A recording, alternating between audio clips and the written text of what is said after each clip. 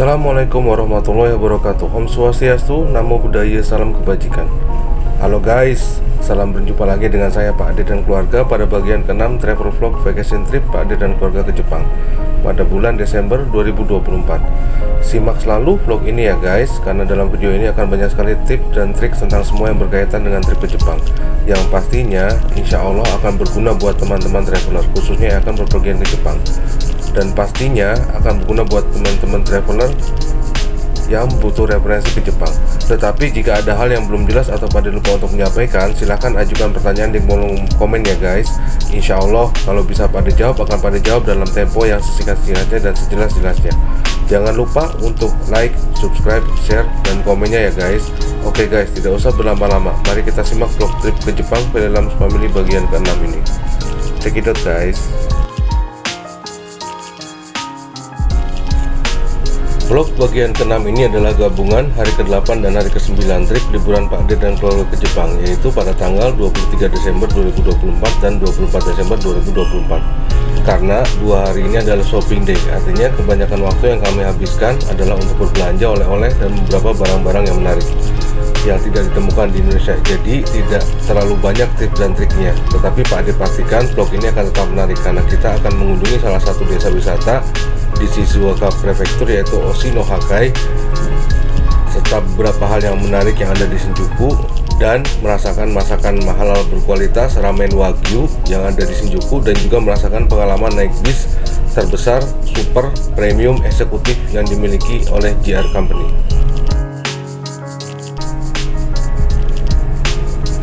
Vlog bagian ke-6 ini diawali dengan check out dari Hotel Kawaguchiko Station Inn dan dilanjutkan dengan berjalan-jalan di tempat wisata sekitar kawasan Kawaguchiko. Jangan lupa saat berada di kawasan Kawaguchiko untuk berfoto di depan stasiun Kawaguchiko dan di depan halaman Lawson Kawaguchiko yang sangat ikonik karena latar belakangnya adalah Gunung Fujiyama yang terlihat gagah dan eksotik. Dan Pak Ade keluarga sempat mengabadikan foto di depan stasiun Kawaguchiko ini serta Lawson, seperti yang teman traveler bisa saksikan dalam video ini. Sebenarnya di kawasan Kawaguchiko ini ada beberapa tempat wisata yang bisa dikunjungi. Di antaranya adalah Oshinohakai, Kawaguchiko Tenjiyama Park, Danau Kawaguchiko, Oishi Park, Chureito Pagoda, dan lain-lain. Namun karena keterbatasan waktu, Pak Ade dan keluarga karena hari itu juga harus kembali ke Tokyo seperti yang sudah direncanakan jauh hari sebelumnya, maka Pak Ade keluarga hanya bisa mengunjungi objek wisata Oshinohakai. Oshinohakai Village adalah sebuah desa yang terletak di sekitar Gunung Fuji yang terkenal karena 8 kolam air alami yang sangat bersih dan bening sebagai hasil dari salju yang mencair yang telah disaring melalui lapisan lava berpori selama ratusan tahun.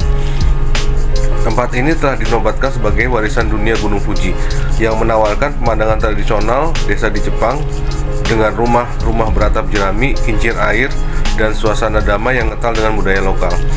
Untuk menuju Oshinohakai ini dari Kawaguchiko Station, teman traveler bisa menaiki bis yang bertujuan ke Gotemba Aki atau stasiun Gotemba, kurang lebih sekitar 35 menit dan melewati 25 perhentian dengan biaya sebesar 620 yen dan bisa dibayar dengan ASICard atau uang cash. Atau jika teman traveler bingung, bisa menggunakan Google Maps sebagai petunjuk untuk memilih bis yang akan kita gunakan. Karena Google Map ini sudah terintegrasi dengan stasiun-stasiun di Jepang, bahkan timeline transportasinya pun juga tepat dan sesuai di sini. Saat naik bis, jangan kelewatan berhentinya ya guys. Dan Oshinohakai Village ini akan berada di sebelah kiri kalau kita turun dari bis ini. Kalau bis ini berangkat dari stasiun Kawaguchiko. Namun sebenarnya di sebelah kanan jalan saat kita turun dari bis ini juga terdapat sebuah miniatur desa yang mirip dengan Oshinohakai Village dan juga instagramable. Dan memang Pak Ade dan keluarga sempat mengambil beberapa foto di miniatur desa ini. Namun ini bukan Oshinohakai Village ya guys, soalnya Oshinohakai Village akan berada di sebelah kiri kita saat kita turun dari bis dan masih harus berjalan masuk ke jalan kecil, dan dari situ nanti akan terlihat petunjuk jalan menuju Oshinohakai Village.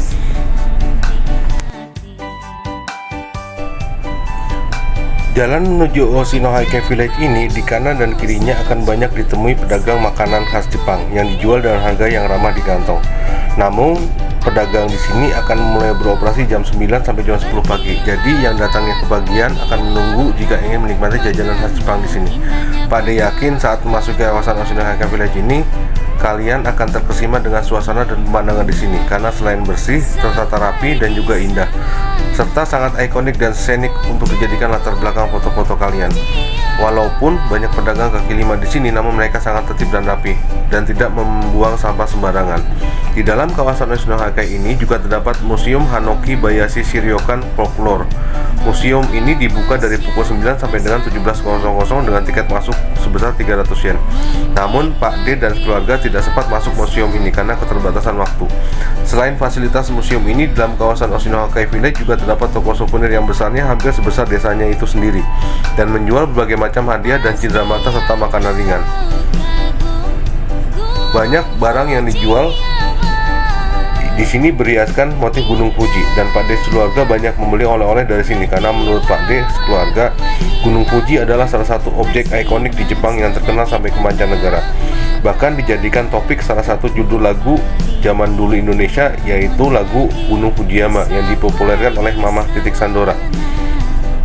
Bersebelahan dengan toko souvenir ini juga terdapat kedai kecil yang menjual kopi dan es krim, serta beberapa jajanan khas lokal Jepang. Di antaranya adalah tahu yang diberi acar miso lokal dan kusamochi, yaitu kue beras tumbuk berwarna hijau yang diberi tambahan mugwort yang merupakan tanaman aromatik di daerah tersebut. Dan kue beras ini akan diisi dengan pasta kacang merah manis dan merupakan variasi lezat dari sajian khas Jepang ini. Karena saking asiknya berbelanja di sini, kami keluarga tidak menyadari kalau hari sudah bertambah siang menuju sore, dan kami harus segera kembali ke Tokyo, sehingga kami tidak sempat mengunjungi objek wisata lainnya. Setelah puas berbelanja, kami sekeluarga kembali ke stasiun Kawaguchiko untuk mencari bis dengan tujuan Shinjuku. Tiket bis untuk ke Shinjuku dari stasiun Kawaguchiko ini harus bisa dibeli langsung ke counter bus Shinjuku ya guys, karena tidak bisa menggunakan IC card, dan tiketnya dijual dengan harga 2.200 yen per orangnya. Dan perjalanan ke Shinjuku ini akan menempuh waktu sekitar 2 jam. Selama perjalanan ke Shinjuku menggunakan bus ini, teman traveler semua akan disajikan pemandangan yang indah khas daerah pegunungan di sekitar Gunung Fujiyama. Setibanya di Shinjuku Station, kami lalu segera mencari transportasi menuju stasiun Asakusa. Namun, saat kami mencoba masuk e-gate, kartu IC kami tidak bisa digunakan, padahal masih ada dana dalam kartu tersebut.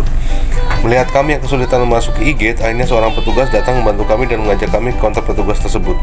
Rupanya kami baru tahu kalau IC card yang sempat digunakan di Shizuoka Prefecture harus diregistrasi ulang kembali di counter GR saat kembali ke Tokyo, dan saat akan menggunakan IC card itu kembali.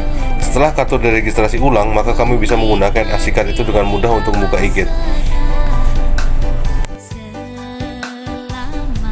Setibanya kami sekeluarga di stasiun Asakusa, kami segera menuju ke Smile Hotel Asakusa kembali, karena memang saat itu hotel ini adalah yang paling murah, namun masih nyaman untuk beristirahat. Sehingga saat Pak D booking hotel itu jauh hari sebelumnya, maka Pak D memilih hotel ini untuk tempat beristirahat selama di Tokyo. Setelah beberapa jam kami beristirahat, membersihkan diri serta beribadah, kami sekeluarga memutuskan untuk berjalan-jalan di sekitar Asakusa dan Shinjuku. Dan tujuan utama kami adalah mencari oleh-oleh berupa gachapon untuk teman-temannya kakak, mbak, dan adik di sekolah.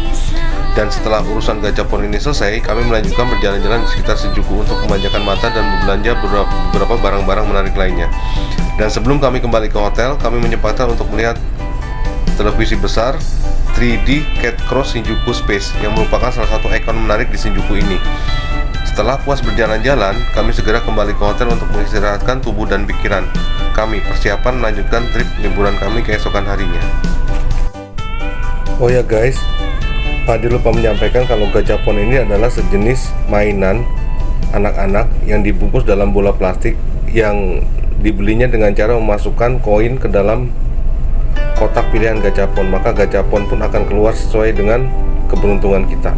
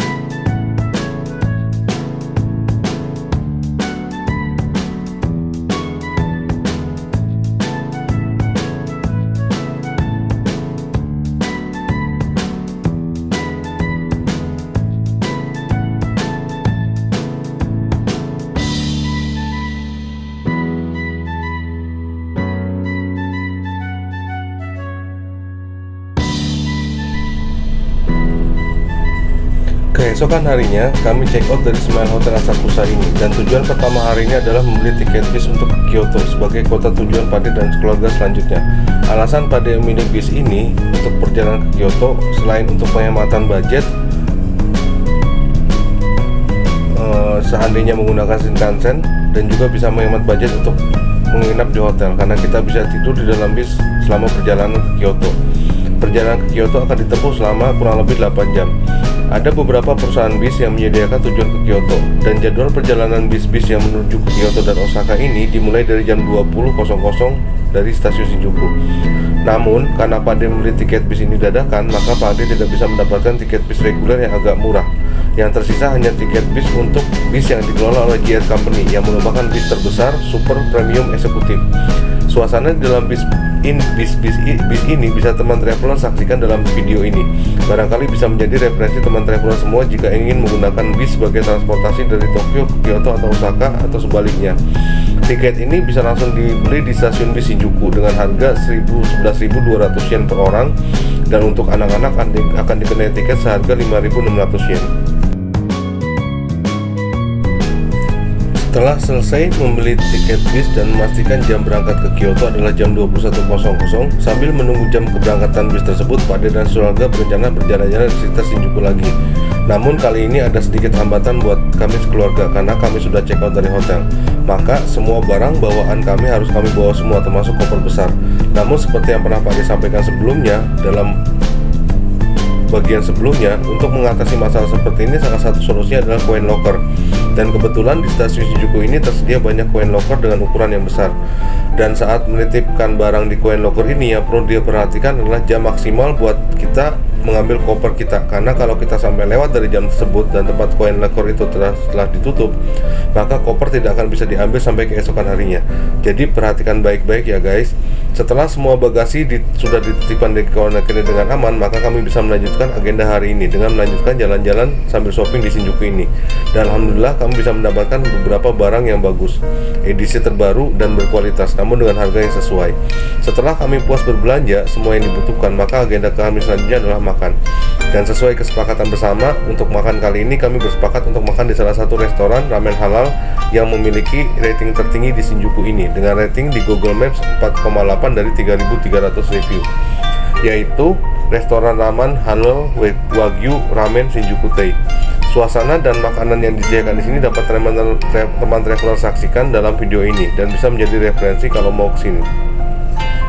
Namun ingat ya guys, perjalanan ke restoran ini untuk yang tidak terbiasa jalan di Jepang akan sangat membingungkan karena Pade sempat muter 2 kali di tempat yang sama. Rupanya restoran ini berada di lantai underground, 2 lantai ke bawah dari lantai dasar. Jadi jangan bingung seperti Pade ya.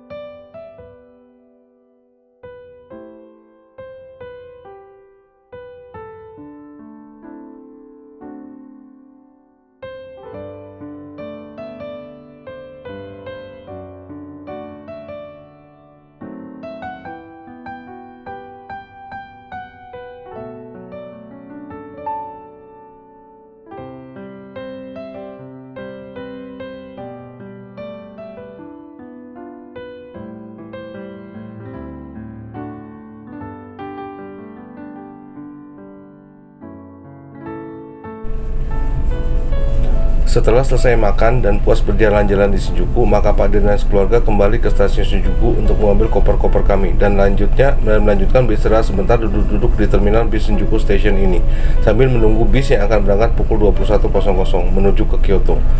Dan sampailah kita di akhir video log part ke-6 ini yang ditutup dengan perjalanan bis dari Shinjuku Station yang juga merupakan tempat beristirahat kami sebelum kami tiba di kota Kyoto yang merupakan ibu kota Jepang sebelum Tokyo dan merupakan kota yang syarat dengan tradisi dan keindahan alamnya. Akhirnya kita telah sampai pada bagian akhir video bagian ke-6 travel vlog trip to Jepang Films Family ini. Ikuti terus vlog trip ke Jepang Pak De dan keluarga ya guys. Pak De jamin akan selalu ada tip, trik dan hal menarik lainnya dalam setiap videonya. Dan Pak De pastikan vlog selanjutnya akan lebih menarik lagi karena insya Allah dalam vlog selanjutnya akan memuat video dan foto tentang keindahan alam beberapa tempat di Jepang yang menjadi referensi Pak De dan keluarga, dan pemandangan tersebut tentunya akan sangat memanjakan mata kita. Semoga video ini dapat membantu serta menginspirasi teman-teman traveler semua dan bisa dijadikan referensi bagi teman-teman traveler yang mempunyai rencana liburan ke Jepang. Jangan lupa like, share, komen, dan subscribe channel Pak De ini ya guys. Terima kasih banyak pada teman-teman traveler semua yang telah menonton vlog Pak De ini. Jaka sembung sembahyang subuh. Kita bersambung ke bagian ketujuh. Wassalamualaikum warahmatullahi wabarakatuh.